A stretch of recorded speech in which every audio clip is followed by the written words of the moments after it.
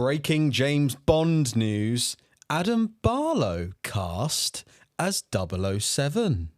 Hello, this is Adam Barlow live with Josh Bowness. Hi. Moments ago, Adam and I were talking about Fortnite and video gaming in general, and I disclosed the fact that actually some time ago I had an Xbox, but it's currently in a bag because I haven't played it for a very long time. Anyway, I'm very excited for the next gen of consoles and the video game First Light. The 007 video game, which is coming out soon. Amazon have got all the rights now. They're producing the video game. The trailers and the first sort of gameplay clips that we've seen on YouTube look incredible. But can we talk about how Adam Barlow actually looks quite a lot like Bond in the trailer?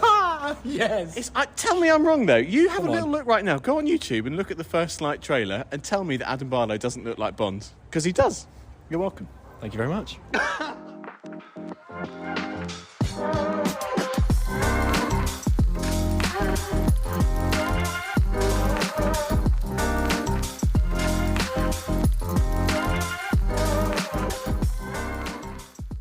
Hello and welcome to episode 92 of Movie On Up with your hosts, me, Alfie Walker. And me, Adam Barlow. Here we are, sniffly Adam Barlow, I must say. Oh, do you know, I'm sad you've called me out because I felt I was really on the up. I felt I've had a much better Movie week. On Up, one would say. I was really on the Movie On Up podcast. And indeed I am. But yeah, you're right. I did blow my nose before recording, so maybe I'm not quite there yet. I will say, though, I'm loving the Christmas jumper that I've only just noticed. Thank you. Please explain it to the audience. Yes. It's excellent. So it's, of course, the iconic Homer Simpson backing into a hedge. The context of which I still don't really know I don't know when this happens. Anyway, it's him doing that on a green t-shirt, but with baubles all around him. So it's a Christmas tree and it's festive. It's really good. I've never seen one like that. It's very good. Christmas jumpers. Are you a fan? It was Christmas jumper day this week, I think, at some point, right? Was that like yesterday or something? Yes. Yeah, I'm a big fan of Christmas jumpers. I think I've got about 3 or 4, which kind of blows my mind because I've asked around some people this week, like people not wearing them at Sainsbury's or the BBC, and I'm like, excuse me, where's your Christmas jumper? You do know you can't come to work if you're not wearing one at this time of year. What do you mean you don't celebrate Christmas? Put this on. And yeah, apparently some people don't have one, let alone 4. So wow. I mean, yeah, I had one, but I've unfortunately outgrown it. Used to be a lot slimmer than I am now. So it's a really good one, though. It's a lovely, properly knitted one, and it has George Michael's face knitted on it, and it just says "Last Christmas" underneath his head. Yeah, so I've given that one to Jacob as it fits him now. So, and I did buy a Muppets Christmas Carol T-shirt when we went to the Muppets last year, so I guess I could wear that. Last Christmas, I gave you my jumper because I got too large to wear it again. My anthem. That could be the new theme song for this podcast. Just for the Christmas episode. We'll do it up for next week's. We don't want to reinvent the wheel. Yeah, but other than that, Alf, how are you doing? You all right, mate? I'm existing, Adam Barlow. I'm busy at work, busy trying to get the finishing touches of this house done in the last days before Christmas, because we are hosting Xmas Day. And my goodness, trial by fire. Yes. Yeah, right. So it's all a bit go ahead. I'm shattered. I've had an ear infection this week as well. That's not been good. So I had Monday, Tuesday off work. Yeah. Bah humbug, eh? How have you been, Adam Barlow? I'm all right. Yeah, I'm good. I went to Winter Wonderland in London on Saturday, and excellent. That was about as busy as you'd expect. So we went on some roller coasters, we went on some festive themed rides, bought a curry bratwurst or a currywurst as they called it there, which sounds disgusting but tasted delicious. And I had mulled wine, mulled cider. Big fan of mulled cider this year. I never thought that would happen. I like cider, but for some reason I'm not really a huge fan of mulled cider. But I did have some toffee flavoured mulled cider, and what was the other one? Apple Rumble, they called it. That was really good. Apple Rumble. Yeah. Well, from you listing those things off there, I'm presuming you remortgaged or won the lottery or something. How much did you spend at Winter Wonderland? I'm going to be honest. I haven't actually looked at my bank account since that trip. Don't. Yeah. Nor will I ever look at it again. Because I know it was absolutely more than 80 quid. 80 quid minimum, because each ride was like 12 quid. The food probably 12 quid again. And we were doing rounds. It's just Jacob and I. Otherwise, that would have got really expensive. But yeah, it was probably 7 quid for most drinks there, which is not too bad. That's not awful. I thought maybe it would be more. That's Yeah. not too bad. And also, that was partly why I went for mulled cider, because you got branded cups, which I've got one on my bedside table now. It's only like a little cardboard like takeaway coffee thing, but it's got Winter Wonderland on in Hyde Park. It looks quite festive. I like it. And yeah, it was only small, but it was only a £5. So I'm like, if I can shave off 2 quid here and go thirsty, I'll do it. 'Tis the season, eh? Yeah. 'Tis the season to willingly starve yourself. Have you been watching any Christmas films? Not really. What have I watched so far this year? I've watched Love Actually. I've watched Die Hard. I've watched Christmas Carol, Muppets, of course. I think that's about it. I'd really love to watch Gremlins before Christmas. If it's going to happen, I don't know. I will watch Muppets again for sure. That has to happen. I'd maybe like to watch Home Alone. Yeah, I haven't been that festive this year, to be honest. I haven't listened to many Christmas songs either. I'm trying to get myself in the spirit. I'm sure from the moment I finish work on Tuesday at 6 p.m, I will be. But how about you? Have you caught many Christmas films? I'm kind of in the same boat. I think I've seen a bit more than you, though. I've seen Die Hard. I've seen The Grinch from 2000 with Jim Carrey. I've still got half an hour left of that, actually, but I've never fully watched it. It's one of those films that I've always got sort of 40 minutes into, and I'm like, nah, I find it quite irritating. It is funny, and having now given it sort of a bit more time to reveal itself to me, I'm sort of seeing why people like it so much. But for me, I think the 2018 version's better. I just think it's cuter. It's more Christmassy in my mind. And there's something about... Is that the animated one? Yeah, with Benedict Cumberbatch. Right, yeah. It was from Illumination. I know it's a bit sort of cheap. It's a little bit tacky, that film, but it is really brightly coloured, and the music's fun, and the voice. It's got the Tyler good. Creator song, isn't it? Yeah, yes, that I think one, you're right. Yeah.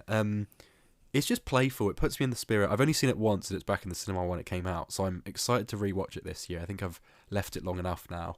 7 years, crikey, it doesn't feel like that. And it's just sweet. It's really sweet. I think if you want a simple, easy Christmas film, yeah, it probably aims at the younger kids, but you know, sometimes you want to just sort of make yourself feel nurtured, right? But yeah, no, back to the 2001. You've seen it, right? Yeah, only maybe once or twice though. There's something about the cinematography. I know this sounds really like, literally, but no, I have to stick to my guns here. I think it looks like it was filmed in Victorian smog. It's just so grey and musty. It's got like a. I think it feels like it's got someone's cranked the saturation up and then smothered some Vaseline on the camera lens. Yeah. There's just something about it that just feels a bit off. Yeah, no, that's exactly it. I mean, I saw a review the other day that was saying, oh, it still holds up. The lavish set design. I'm like, all the sets look crap. I'm sorry, Ron Howard, but yeah, it's not to my taste at all. I just think it looks really, really unpleasant. That's not a Christmas atmosphere I'd like to be in, put it that way. But no, what else have I seen? The Santa Claus for the first time. That's a weird one. Is that the one with Tim Allen? Yes. Or is that? Yeah. Yeah, it is. Have you seen that one? The one where he accidentally kills Santa Claus. Yeah. Yeah, pretty much. And then he becomes... Weird premise, to be honest, isn't it? Yeah, he becomes Santa Claus, like it's a virus that takes over his body. Like he's trying to shave, and the second he wipes the foam off, it's there again. And you're like, this is there again. This is actually a horror movie? Actually? That's what you've made here? It's like The Nightmare Before Christmas. People are like, is it a Halloween film? Is it a Christmas film? Santa Claus. You could also have that in there as well. Yeah, definitely. Oh, and Home Alone 2, as we discussed last week. Of course, with Piers Morgan, yes. Have you watched Holdovers yet, though? That's one I've watched, and my favourite, I think. I love it.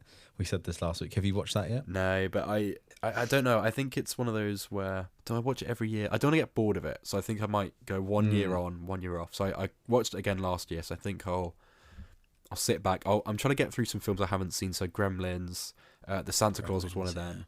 Grinch, obviously. So if there's any good Christmas films out there that are classics, like Miracle on 34th Street, I want to check that one out. I don't know which version. I'm asking around to see which one's best. But there's loads out there, and I think we can very easily get stuck in our ways and be like, well, we're stuck on Love Actually, or we're stuck on, I don't know, The Holiday. I'm like, as great as they are, you don't want to get in that groove too much. You gotta explore. Absolutely.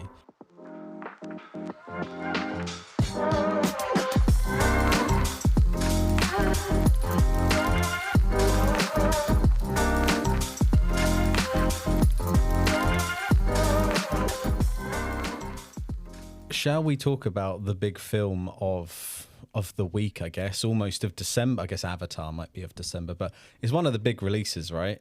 Yeah, this is Knives Out 3, which I reviewed back on, episode 84. 84. Did you do the research? Good on you, mate. Well done. I did. Thanks for that. Saved my First time for everything. Yeah. Go back and listen to that to hear my full thoughts. But yeah, Wake Up Dead Man, Knives Out 3. Benoit Blanc is back. He's in a church in New York. The sort of head priest there has been murdered, played by Josh Brolin. And you've got Josh O'Connor in the lead, playing this vicar, who has to come in with Benoit Blanc to solve the case. Alfie, you watched it this week. What did you think of it, mate? So maybe it's worth prefacing with our thoughts on the other two as well. You're a huge fan of 1 and 2. I am a huge fan of 1, that's for sure. 2, I think, is slightly lackluster. I think 2 maybe took it a step too far, maybe became a little bit too much, maybe a little bit of a sort of a joke of itself almost. And I think this one definitely brings it back to be more in line with the first one. Absolutely. It is way more like this. It's set in a more realistic location, which is more closely aligned with proper sort of murder mysteries. It's a church, a small sort of culty town, similar to the first time. We obviously had this weird sort of house with all these kooky characters. You've got the same kooky characters here. I think it knows what it's going for, and I think Rian Johnson is very good at doing these, and I can see him doing them forever, and it becoming a real good thing to sort of tune into every 4 years. However, I think some of the choices it made were a little... It took me by surprise. Maybe on a second watch, I might enjoy it more. I was expecting it to be much more like the first, where we have an internal murder going on. We go there, we get Benoit Blanc going around interviewing all of them individually, getting their part of the story, sort of that classic formula that we had in the first one. And from the get-go, it really isn't that. It really starts with Josh O'Connor. And, I mean, Benoit Blanc doesn't show up to, about 45 minutes in, I think? Yeah. Did you like Josh O'Connor's character, though? Because, I mean, if you don't find his character engaging, I don't know what's wrong with you, because I think he's a fantastic protagonist here. No, he's excellent. I think the acting is really good. I think the acting is the same level as the first one. There's some absolute greats in there, isn't there? Let me just quickly... Yeah, there's some absolute class people in there. Andrew Scott, of course, your main man. We've got Glenn Close, Josh Brolin, Thomas Hayden Church, which took me a while to even recognise who that was. Yeah. Jeremy Renner, after his ski incident. Is this the first film he's been in since that? Kerry Washington, Kaylee Spaney. Did not even realise that was Kaylee Spaney. I've only just clicked to that. Mila Kunis. As usual, there's a huge sort of roster of great actors. And yeah, Josh O'Connor is on top form. It's his season, isn't it? We just had that trailer for the new Spielberg film as well, where he's front and centre of that too. Yeah. Great cameo from Jeffrey Wright in there as well. Yeah, totally unexpected when he showed up. I was well impressed. But no, I think it's back to form. I think it's way more in line with the first one, which is what everyone wanted. I do just think it went in a completely different direction. I feel like it's got these great actors in, and I think the first one is a really good example of how you spend quite a good chunk of time with each individual actor, and you get their voiceover over their clips and their moments in the house and I think it really shows each character really well. But I feel like Andrew Scott was barely in it. I think all of the side characters, other than, I guess, Josh Brolin and Josh O'Connor, who's a main character, were slightly sort of underused. Yeah, I think that's the main complaint that I've seen people say. I mean, I'm kind of willing to hold my hands up and say, as you know, I've not watched it since seeing it at the LFF, and I'm well aware that seeing it in that huge room, you know, before most people had seen it Months earlier. Yeah. I'm well aware to hold my hands up and be like, okay, well, maybe that is maybe a bit unbiased towards it, and maybe added to the experience a bit, and it means I've enjoyed it more than other people. I wonder if I'd be more cool on it like you are had I watched it initially on TV on a random evening with my family. So yeah, I'm open to that possibility, and I think you're right. Considering some of the greats you've got here, like you don't put Andrew Scott in a cast and give him like 8 lines, which is exactly what they do here, and that is weird. But for me personally, I don't know, I've sort of seen past it just because I do think Josh O'Connor is so good in the lead, and the moments that the other characters are there, I think were really good. They've maybe not got as much agency as previous ensembles have had. If you think back to like the first film and the second film, they were all kind of doing their own thing. But in this, I mean, we are talking spoilers, aren't we? Obviously, there's a plot. Yeah, go for it. I would. Yeah. There's the main plot to sort of stage a resurrection at the end, and about the ruby diamond and things like that, or the heart diamond, whatever it's called. That's all really intricately sort of laid out.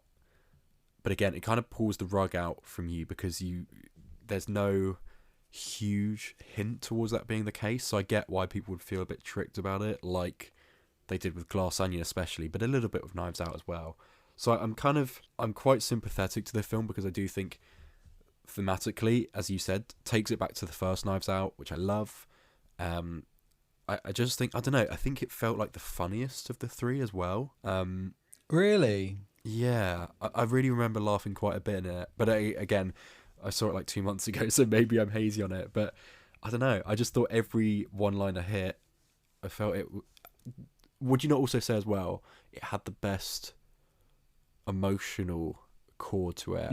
Maybe aside from the first one, perhaps, with Ana de Armas, who is just such a wonderful character. But I thought this, even with, again, huge spoilers, I think when Glenn Close at the end, you know, goes out the way she does and sort of admits to the whole thing, and the fact that she'd sort of spent her whole life focused around this one stone and this one sort of key moral sort of outlook, I guess. I thought that was really deep, and it really got to me, and I definitely teared up, which I don't remember doing in the other two. So it just felt like it had more weight to it, perhaps.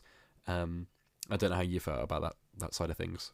Yeah, and I think there's a real emotional core with Josh O'Connor's part as well. If you're in any way religious, which I'm not, but it still sort of made me go, oh yeah, like good for you. There's a real sort of like his redemption kind of thing. I know he's not redeemed from much because he didn't do anything on camera that we've seen, but you can just see he's troubled, and he sort of redeems himself to himself and becomes the priest that he wants to be.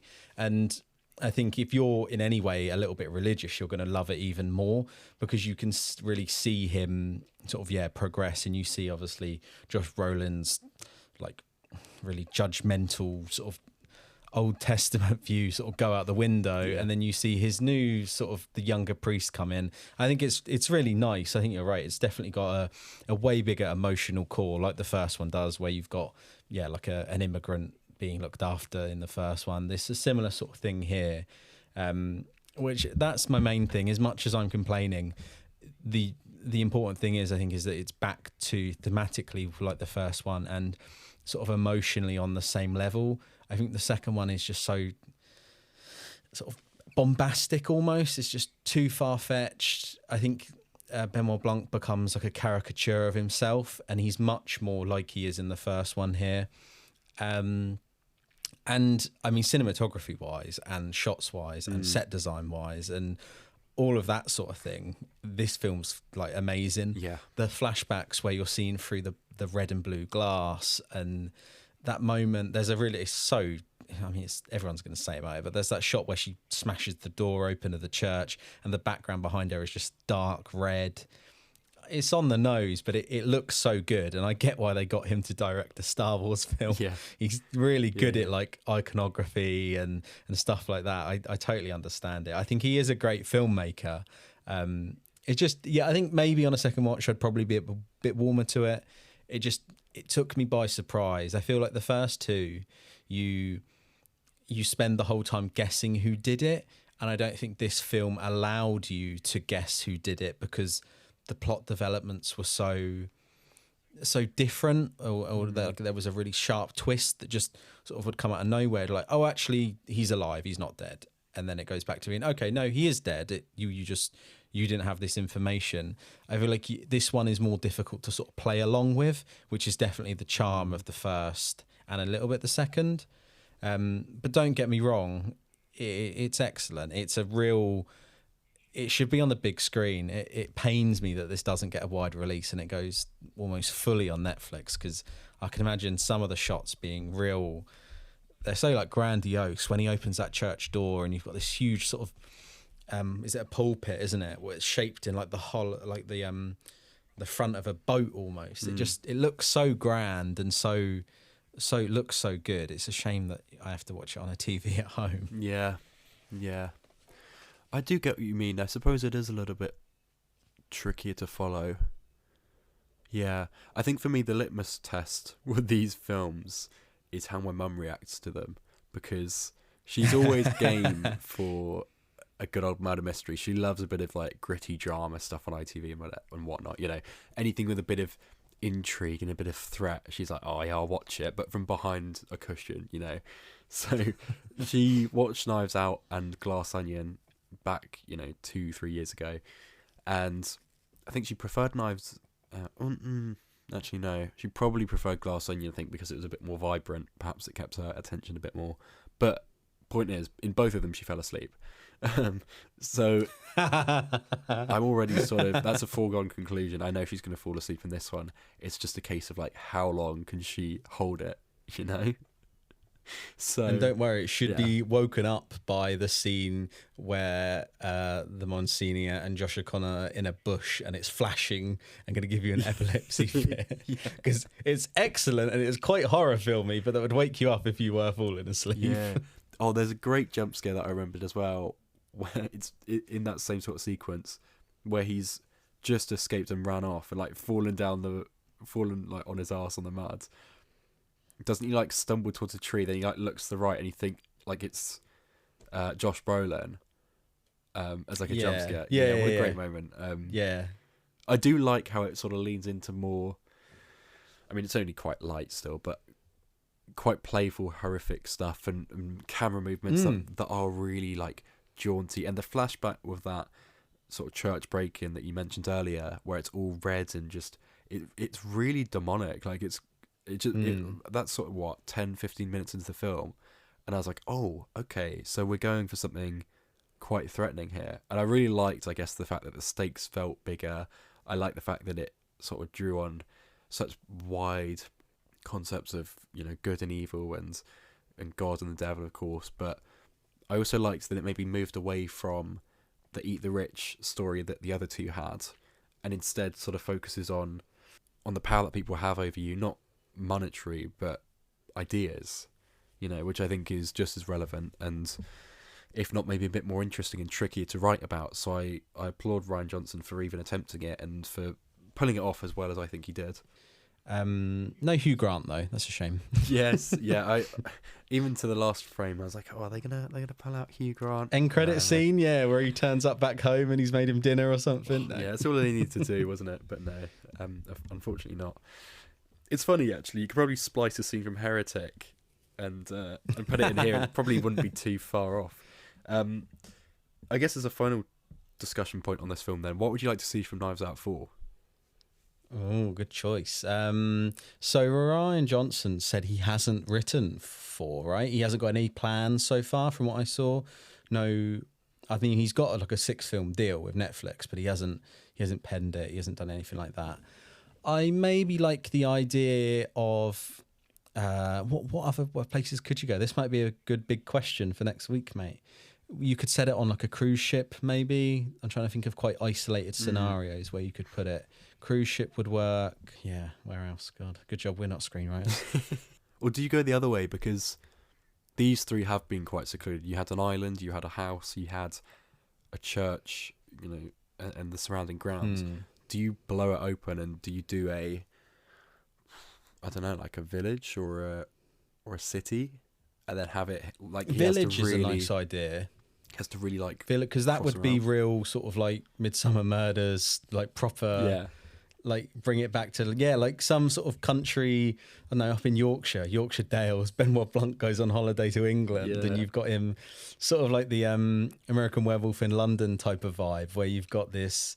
Yeah, like a really wacky American that have ended up in the Dales of Yorkshire, and you've got sort of creepy, almost hot fuzzy, almost, I guess, quite like that. That I think that would work quite well. Yeah, that would be cool. Yeah, for sure. Think of the English actors you could cast as well. That would be yeah. You could cast some great people in that. That's a really good shout. Really good shout. Maybe we should be screenwriters, mate. Maybe we should. Maybe we are. We're definitely not.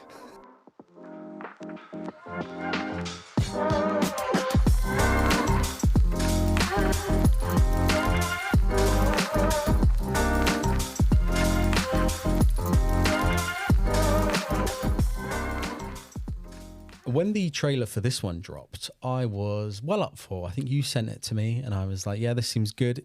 I think the trailer gave real Airplane vibes. It gave sort of that literal humour, really on the nose, quite constant.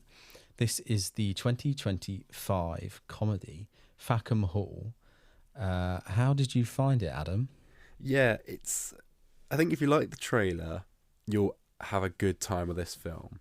I was a little bit tipsy when I went into the screening, and I was sat next to three mums, I would say, in their 40s, who clearly had some, either the dads were looking after the kids or they had some sort of childminder around. I don't know which, but it was definitely one of the two. And you could tell they had been a bit raucous throughout the adverts, and they played the full-length Waitrose advert with, Joe Wilkinson, yeah. And they were giggling along to that and tittering along, They're like, oh, ready for a good, silly film. And then out of the blue, in the trailers, they also played the film for that new, I think it's called Primate, which they've got the puppet monkey, and it's a horror film. But he gets bitten by something and then goes feral. I'm like, what a random trailer to line up before Fackham Hall. But anyway, they were like really sort of squirming in their seats. And where I was a bit tipsy, and also the trailer, if you've watched it, it's sort of very camp because it's so clearly a puppet. I was really giggling along, and I was like just laughing. And there's a final shot that just really got me. I've not seen this. I've just Googled it. It looks so goofy. And then the next, when the trailer sort of died down and it was going to there's a sort of short pause in sound, and they just went like, oh, he's the last person you want to be sat next to, isn't he? I was like mortified, absolutely mortified, because I think they thought, well, he's not taking the trailers very seriously, is he? I'm like, oh my goodness. So I was then on my absolute best behaviour for watching a comedy. No, that's abysmal. You can't say that. I know. And they were literally sat next to us, like no spare seat in between. They were like, it was the one to my left that said it to her mates on our left. I was like, what on earth? Anyway, that aside, Fackham Hall was a good time. It's very, very silly, which my enemies next to me also agreed on, because the second the lights came up at the end, they're like, what a silly film. And then they sort of chuckled to themselves, then walked off. I'm like, yeah. How nuanced of them, eh? Yeah, how nuanced. Yeah, what a great review. So I'm just going to leave it at that. There we go. And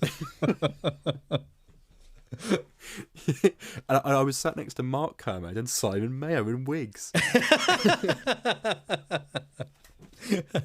No, it's written by Jimmy Carr and I think 4 other people, so always a good start.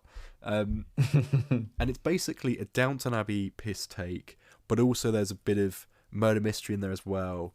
One of the characters is bumped off sort of halfway through. There's a couple of marriages in here, like, people are left at the altar, and it's all messy, it's silly, it's obviously people betrothed to other people that they don't want to marry. and it just takes the piss out of Downton Abbey, as I say, but also out of Kenneth Branagh's Poirot movies as well, which I think is so strangely current.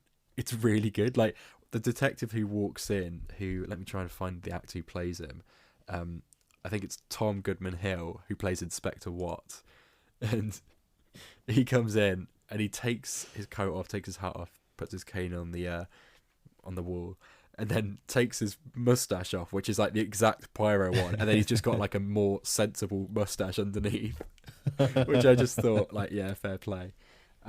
There's also a really good running joke where there's like dead, all the kids in the family are dead apart from the orphan in this story, who is so obviously the other brother that went missing in war. Like, it's so, like, it's not even hidden at all. It's just like, yeah, his last name is no one. Like, it's gonna be him. And sure enough, it is. Played by Ben Radcliffe, an actor I don't think I've seen before, but he was fine. Maybe a bit TV, if I'm going to be really cutting, but, you know, fit the bill. And he's sort of, yeah, vying after the love of Rose Davenport, who's the youngest daughter of the Davenports who live at Fackham Hall, or as Eric No One keeps saying, fuck 'em all, because he's just one of their landed geezers. But you've got Damian Lewis playing Lord Davenport, who's the guy that, you know, the Lord of the Manor. He gets bumped off for inheritance and to like keep people quiet about the whole, there's, you know, seedy affairs going on between the people who are servants in the cast in the manor and those who are part of the estate. You know, it's all very twisty and turny. You've got Catherine Waterston in there as well, Emma Laird, Sue Johnston. Yeah, just a few random faces. Tim McMullen is really funny in there as the waiter called Cyril. In fact, no, I think they called him. Don't they call him Siri? Because there's also a running joke where it's Siri and they fired their old waiter who was called Alexa. So it's like they'll ask Cyril, "What's the weather like?" And he'll say, "Sunny with a chance of like." And he's like, "Would you like me to set you an alarm?" It's so daft. And there's also a good joke where, as I mentioned earlier, the kids are all like, all the boys are dead, but they're all called Ringo, George, John. That's an excellent bit. Yeah, and like I loved it because I was the only one in the film in somehow the whole screening room that got that joke, and they said it like 3 or 4 times. But it's because they sort of spread it out initially. They're going through the photo album, and they're like, "Oh, I remember when Ringo," and it's like they all died in like more and more obscure ways. And like one of the last one died during like a strangle wank situation, which is just disgusting. And like that kind of distracts the viewer. But then I'm like, hang on, and then later on they sort of fake out the fact that Lord Davenport's going to die, so he gets shot twice. I didn't even mention, Tom Felton's in this. Hamming it up to obscene degrees. I think Tom Felton is so, in some ways he's lovely, and in other ways he's sort of the most sorry Tom if you're listening, he's sort of the most pathetic actor out there. Because it's like, the fact you said pathetic is perfect, because that's the word I was going to just say for you when you couldn't think of a word. I was going to say pathetic. Yeah, bless him. Like, he's really just trying to grasp onto that Harry Potter legacy. And this film is so kind of, the character he plays is called Archibald, and he's sort of betrothed to one of the sisters, but they don't want to marry him, and he's a bit of a dick, and he just wants the inheritance and stuff, and he wants to own the estate. So there's a moment where they go clay pigeon shooting, except they're like actually like they're shooting pheasants and then deer out of the sky. And there's a moment where he accidentally, very obviously, just shoots the Lord, and then he's like, "Oh, my boys, I can see you, John, Paul, Ringo, the other one. I want to hold your hands." And then like his dying breath, or you know what you think is his dying breath, is like, "I am the walrus," which. I think, mate, you'd have a really good time with this. It sounds like Airplane. It's got that same vibe to everything you're describing. The the like taking the mustache off. Yeah. Gives me the vibe of like, what film is it where you've got Grand Moff Tarkin with the magnifying glass and he's got a really big eye and then he takes it away and his eye is still really big. It just seems like, I can't remember what one that is, but it just seems exactly like that kind of thing. Where it's just so literal and no, I can't remember. But yeah, it just seems like that, which I love. Everything you're saying about it makes me go, I think I'd really enjoy it. Yeah. That I won't go into it anymore. There's, I don't want to ruin all the jokes, but it is quite funny. When I started speaking about this film on the podcast, I was like, okay, I'm gonna wrap it round to this point though. Is that it feels like a 16-year-old watched Airplane and Naked Gun and was like, oh, this is brilliant. This is like for the first time they've seen it. Their dad showed them it, and they're like, I'm gonna write my own version. I'm gonna write my own one, like Downton Abbey. And then like a week later, they give this to the teacher, and they're like, this is really great. Let's put it in the cinemas. Obviously not realistic, but this. I think that probably is what's happened here with Jimmy Carr, right? Well, I don't want to. Yeah, I don't know what public opinion is of Jimmy Carr at the moment. I don't know what he's up to. But yeah, it does sort of feel like someone desperately trying maybe a bit too hard. And it's sort of a little bit cringy, and it's a little bit there's a lot of gross out humor in here that's like a lot of sort of swearing and sexual innuendos, and it's like it's a bit too much. Whereas I think if you watch Airplane and The Naked Gun, even the new one from this year, they're actually quite smart. That's what makes them so good. They're very clever, yeah. And I think this one is funny, and it has occasional glimmers of it being as smart. But a lot of the jokes, I think, sort of goes for low-hanging fruit, which is a bit of a shame. I mean, it still will get a laugh, but ultimately you're a bit like, haha, but, you know what I mean? Yeah. So if I had to describe this film in a noise, it would be...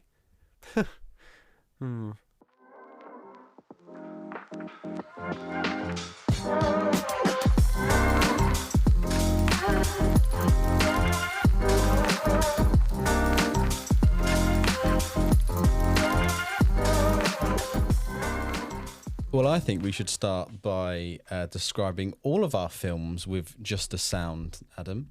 If you were to review this film, Ella McCay, with just a sound, what would that sound be?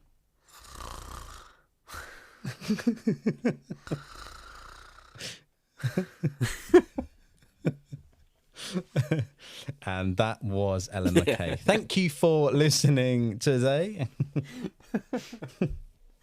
Mate, wow.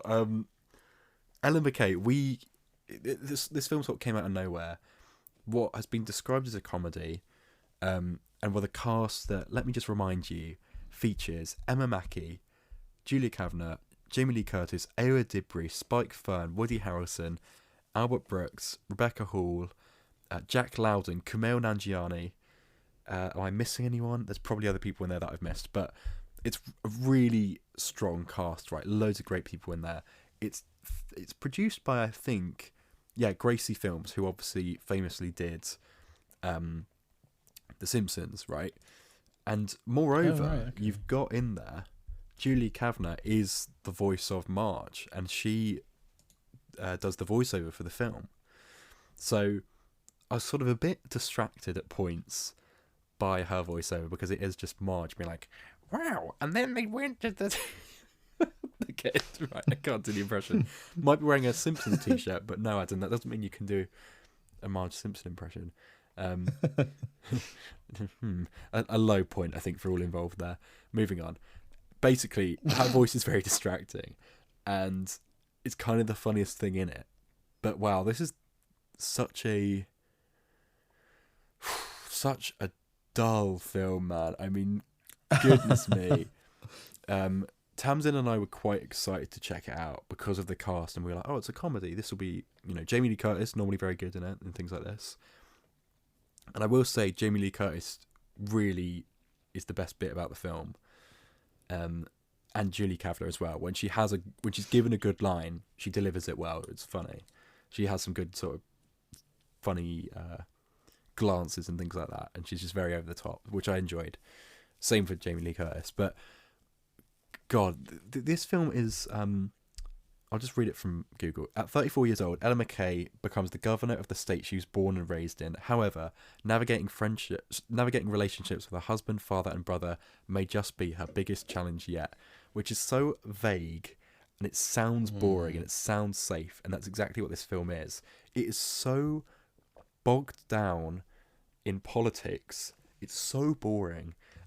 It's all about.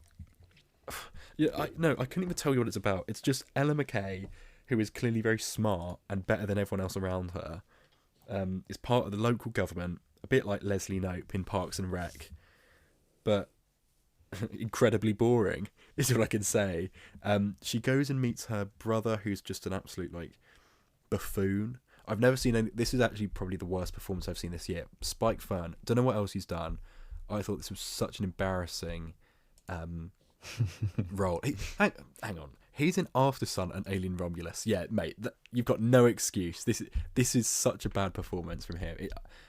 It's so inexplicably weird and irritating. It's like the worst parts of Jesse Eisenberg in Social Network and Batman v Superman mushed into one with no likability or reality. It's not based in reality at all. It's completely removed from anything else in this film, which is so boring and, as I say, entrenched in lore and just irritating numbness. I can't even describe it well enough. It's just so incredibly baffling that this cast is here and every one of them is wasted. I think Emma Mackey, God bless her, doing the best she can, but when the script is this dull, I don't know what anyone else could have done. Is it barely a comedy then? It's not a comedy. Is it not? I'm putting my foot down. It's not funny at all. That's one moment at the end where Emma Mackey and Jamie Lee Curtis scream at each other, like, back and forth to sort of release energy and release frustration. And I'm like, that is exactly what I needed to do after watching this film. I'm like, you know those moments where we were speaking about it the other day when, like, Predator Badlands and Wicked for Good, those moments where the film sort of shoot themselves in the foot. I'm like, having that so close to the end of the film, I'm like, is this a how-to guide of how to recover from sitting and watching this film? Because it's an hour and 55 minutes, not one laugh in the cinema. I think I sort of cringe laughed at one point, but that was it. And we went for like it was a 20 past 12 showing, so it was like early in the day. I wasn't tired. I'd had a difficult day. I'll say that. I'd had a difficult morning for reasons I won't go into on the podcast. But I was like, I was sort of open to, you know, escaping a bit and watching a film. This couldn't have put me in a worse mood. I was like, good God, what a waste of my time. Tamsin turned to me about 20 minutes in and was like, do you want to leave? And I genuinely sat there considering, not because it was like offensively bad or anything. It's just so... I was like, oh my God, I'm actually going to sit here for 2 hours, am I? And it was the longest 2 hours. Let me tell you, mate, the longest 2 hours. Wow. I mean, unreal. It was the first film since doing this podcast, with the exception of maybe Kinds of Kindness or Megalopolis. But those two, I think, were so bad I sort of had to stick at it. Yeah. There's an element of notoriety from the directors and stuff that intrigue you, at least. Whereas this was like, I mean, as I say, it was early in the day. I wasn't tired, but I was sort of like, if I fall, like, I was trying to force myself to go to sleep. I was like, I don't mind if I miss this. I honestly don't. And I remember like sitting there for like a good 2 minutes with my eyes closed, just listening to the film. And I was like, oh, that's please, a phenomenal please tagline for the poster. Please. I tried to make myself fall to sleep. It was I the think most this is the most thing. scathing review you've ever given, mate. Yeah. It's so bad. It's sad. I mean, Empire, for goodness sake, gave it 2 out of 5. I think that's generous. I saw really nothing in here of any... Like, this is not to anyone's taste. I can't imagine anyone watching this and thinking, wow, what a picture. I mean, I saw on Instagram, The Simpsons did a little tie-in video, obviously, because, you know, same production company, same, you know, Mel Brooks in there, where Marge and Lisa walking out of the cinema, And Lisa was going like, wow, Mum, what a great picture. Wow, what a great film. And then Marge going like, yeah, honey, that was a great... As previously established, I can't do Marge. They're basically saying how great the film was and how inspiring and how righteous it was for women in politics. And I'm like, oh, what a bad taste that left in my mouth. I mean, on paper, it should be... It should at least be a little bit engaging. Should not be that bad, yeah, right? This is actually, I think in some ways this is harmful. I cannot imagine anyone watching this and be like, finding any enjoyment or finding it. Maybe if you are really, really career orientated, like you do not care about humour at all. And like you just see yourself as like an unstoppable force in your business, in your career, and you're like, I'm going to go into politics, I'm going to make the world a better place, and I'm going to do it and take no shit from anyone. Maybe if you're that way inclined, maybe you'll go in and be like, yes, that's me, full stop. And you'll walk out and you'll be like, yes, that was me. I liked that movie, and then not think about it again. This film has actually done damage to the women's rights movement, yes. The women's equality Genuinely, movement. yes. And I know we're saying that as two guys on a podcast, but for God's sake, this is... Oh. It's so... I actually cannot believe... I'm quite proud of myself for not falling asleep. Like, the characters are unlikable apart from Emma Mackey and Jamie Lee Curtis. Everyone's unlikable. Like, Ayo Edebiri is like trying to be funny, but bless her, she's given absolutely nothing. And like almost just doing the same sort of like, okay, sorry, stuttering, like, yeah, sorry, like she does in The Bear. I'm like, for goodness sake, this is a brilliant actress. Let her do something else other than stutter. Like, she's so good. She's really funny, but not in here. Oh, man. What a complete misfire. Do not watch. Mate, complete, you know what? I think complete waste of my time. I'm glad well, I'm not glad, but I'm glad I didn't go to see it, because when we listed the cast, this was the one I was going to go see. And until you said watch Knives Out, I was like, okay, I'll watch Knives Out. That's perfect for me because I'm so busy. But like, if I'd gone to see this, I think I would have walked out from the way you're describing it. Yeah. Especially like you, who's working full time in the week, if you've gone to see this like on a Saturday or something, like that's wasted that's 3 hours out of your day. 3 hours, yeah. Like, you'd be fucking pissed off. You'd be like, "What the fuck was that?" It is so. I don't even think I described it well enough. It's just politics. It's bollocks. It's complete. There's nothing happens. It's just her catching up with her parents and her brother, who have all gone off and like had affairs and like become like incels, and you're like, like I don't care. Yeah, Who what are you trying to say? It was just the most bare bone, boring bollocks.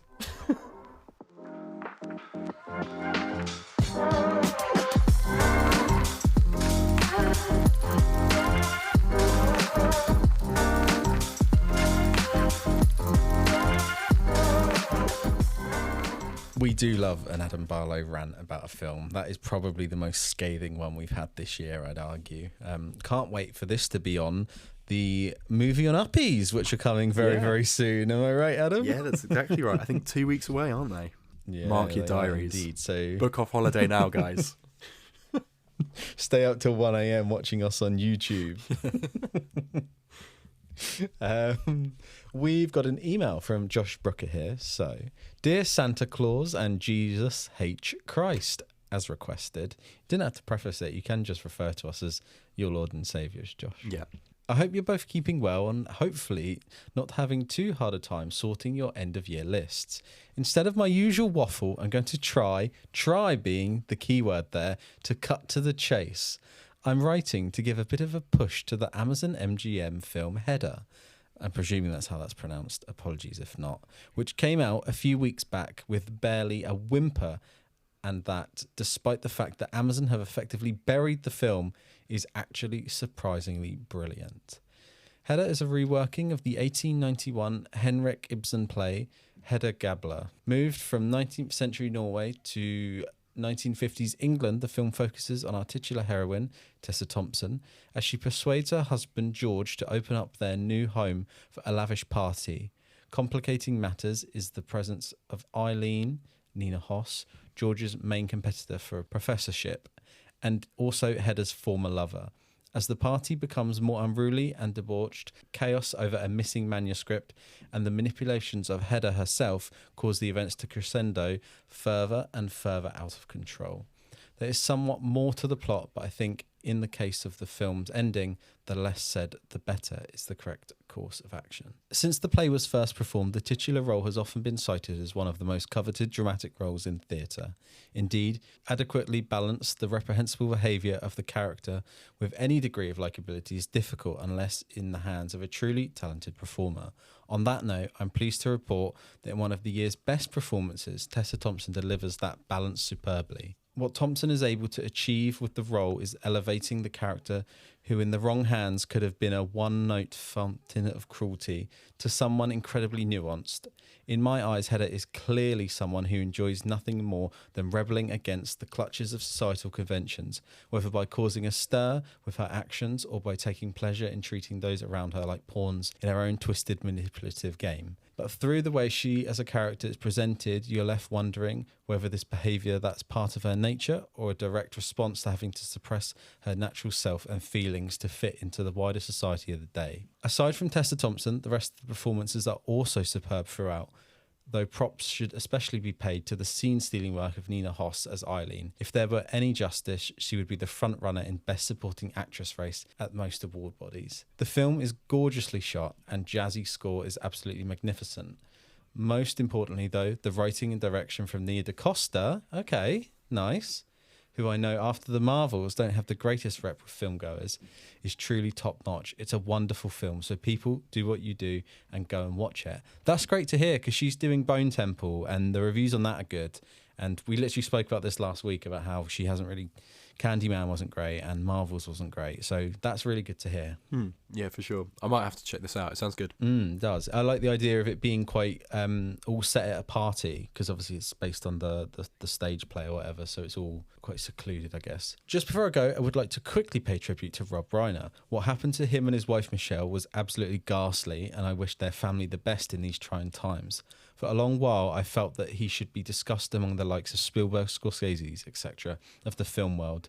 He may not have been an auteur like them, but any director who can produce a run of films like This Is Spinal Tap, The Sure Thing, Stand By Me, Princess Bride, When Harry Met Sally, Misery, and A Few Good Men, plus later films like The American President Flipped, deserves to be remembered as an all-time great director. My favourite of his being When Harry Met Sally. Up with Rob Reiner's legacy, and down with Trump's response to his death and the Warner Brothers Netflix merger.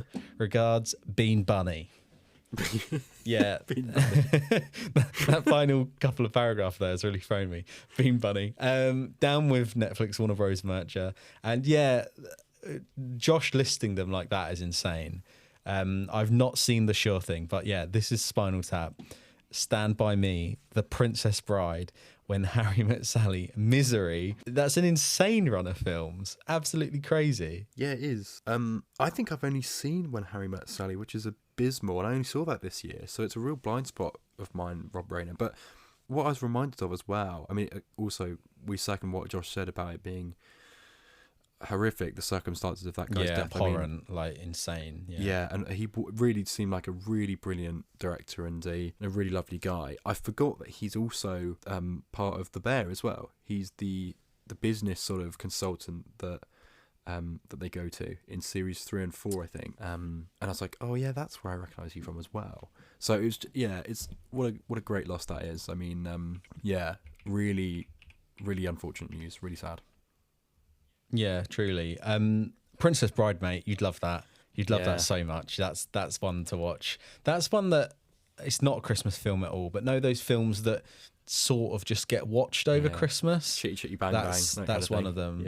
Yeah, exactly. Yeah, spot on. And Misery, you'd be fine with that. It's the Stephen King one with Kathy Bates and the dad from Elf, whatever his name is.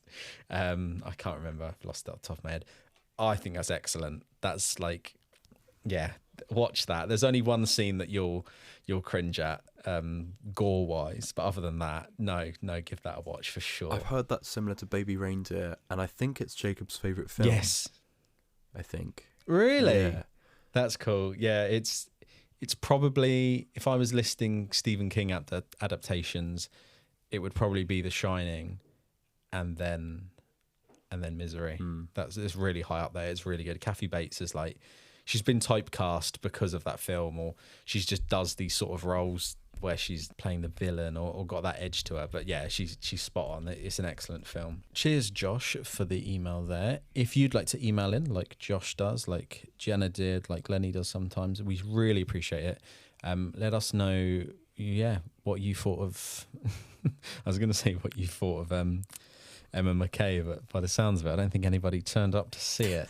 No, let us know what films you've been watching, what you're going to watch over the Christmas period, anything like that. Please email in. It's hello@movieonup.com. You can also head to our Instagram and TikTok. The handles for both those platforms are @movieonup. Perfect. Look at that. What's going on next week, Adam? I believe you'll be reviewing Avatar. Is that right? Yeah, Avatar 3, Avatar Fire and Ash. Again, it's one of those titles, if it's bad, I've already got Avatar Fire and Ass ready to go. So it's in my back pocket, ready to be There's thrown. not been much promotion over it, I feel like, compared to the first two. First one's obviously insane and become sort of legend. Second one I feel was really recent and got a lot of promo. I feel like this one's barely been spoken about. I saw it on a bus the other day and that reminded me that it's actually coming out. Yeah, it's kind of wild, isn't it? I mean, it's sort of Disney's big release of the year, surely. I mean, they obviously put the MCU stuff on the back burner, unfortunately. I think, well, that's not true. And I thought Star Fantastic Wars as well, Four, yeah. they did pretty good work with. I wish it did better than it did, because I think it's one of my favourite MCU films. But anyway, not the time to bring back F4 discussion. Yeah, you're right. Avatar's really sort of been thrown aside. When they bought it, I remember them saying it's going to be Star Wars, Avatar, Star Wars, Avatar, Star Wars, Avatar, Star Wars. Like for 10 years, they were going to do one Star Wars film every Christmas, one Avatar film every Christmas, and that seems to go on by the wayside, doesn't it? Yeah, definitely. Hard luck if you don't like sci-fi, because you've got 10 years of it coming your way. I think we're also, because we're obviously running down at the end of the year, films are wrapping up. I think we're also potentially going to bring back a few games. We're going to do a few segments, potentially sort of a bit of a big old run of a load of them, just to finish off the year and have a bit of fun. And then also, yeah, like we said, Moving Up is coming very soon. Yeah, lots to look forward to. And we're getting into sort of real proper awards season now as well, with Marty Supreme on the horizon. Got stellar reviews. I took a photo of a bus poster the other day, like a bus stop poster, that just said the best film of the year, with 5-star reviews from like everyone. And I'm like, oh. Yeah, I saw this. Yeah. The press tour for it looks good as well. He's having time of his life. He really is. God, I'm excited for this one. I sort of, it went under my radar for the first bit of the year, and now it's picking up a bit of tempo. I'm excited for it. Yeah, same here. Let's hope it's not overhyped. And as long as it's better than Ella McCay, then we're all good. We're going to be in safe hands. Well, no easy feat.